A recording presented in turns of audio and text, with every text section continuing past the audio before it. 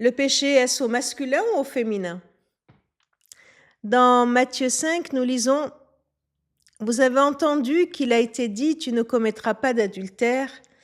Eh bien, moi, je vous dis, tout homme qui regarde une femme pour la désirer a déjà commis l'adultère avec elle dans son cœur. Dans la société du Moyen-Orient du 1er siècle, l'adultère était un péché au féminin. On accuse, on condamne une femme adultère. Mais personne ne s'intéresse à l'homme qui était son complice. Les siècles n'effacent pas certaines pensées bien ancrées. Au-delà de l'adultère, ceci révèle un mal encore plus profond, celui de la femme objet dont on peut disposer à notre guise.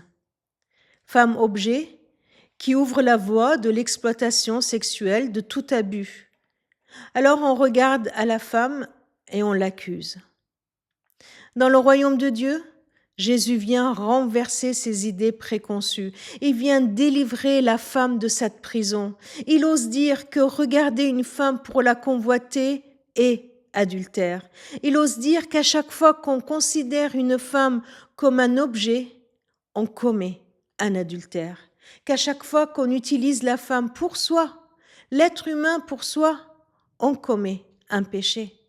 Il rappelle la dignité de la femme. Elle est une personne respectable. Elle ne peut être considérée comme une chose. On ne peut utiliser une personne, quelle qu'elle soit. Jésus est venu pour renverser ces idées qui sont dans ce monde. Jésus est venu nous ouvrir le royaume des cieux, le royaume de Dieu où il y a un message à rappeler et à vivre pleinement.